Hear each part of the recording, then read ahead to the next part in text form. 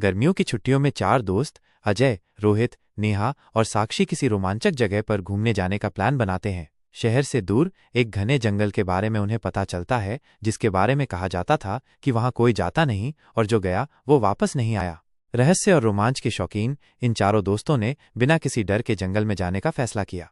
जंगल घना और शांत था। पक्षियों की आवाज और पत्तों की सरसराहट के अलावा वहां एक अजीब सी सन्नाटा पसरा था। कुछ दूर चलने के बाद उन्हें पेड़ों के बीच एक पुराना टूटा फूटा रास्ता दिखा, जो कहीं गहराई में जाता था। रास्ता इतना पुराना था कि लगता था जैसे सदियों से किसी ने उस पर कदम नहीं रखा हो। जिज्ञासा के चलते वे उस रास्ते पर बढ़ते गए। चलते चलते उन्हें एक विशाल पत्थर की दीवार दिखाई दी, जिस पर बेलें चढ़ी हुई थीं। जब उन्होंने बेलों को हटाया तो उनके सामने एक प्राचीन मंदिर का द्वार खुल गया।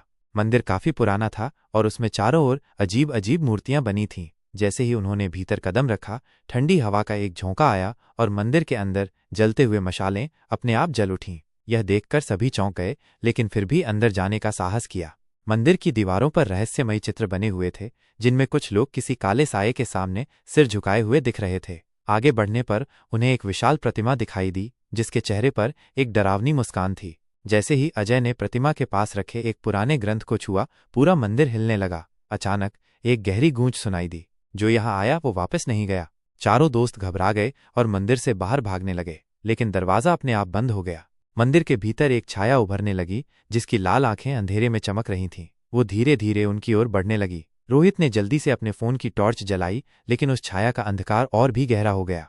तभी नेहा को मंदिर के ग्रंथ में लिखे शब्द याद आए, जो यहाँ फंसा उसे केवल सच्चे साहस और एकता से मुक्ति मिलेगी। नेहा ने सभी से कहा, हमें एक दूसरे का हाथ पकड़कर अपनी पूरी ताकत से मंदिर के द्वार की ओर दौड़ना होगा। डर हमें कमजोर कर देगा।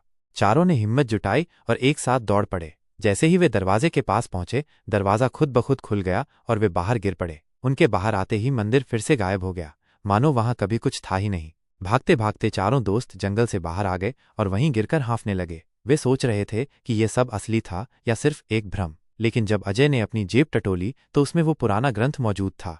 उस दिन के बाद वे कभी उस जंगल में वापस नहीं गए, लेकिन वह ग्रंथ अब भी उनकी अलमारी में रखा था, जिसमें छिपा था जंगल का सबसे बड़ा रहस्य।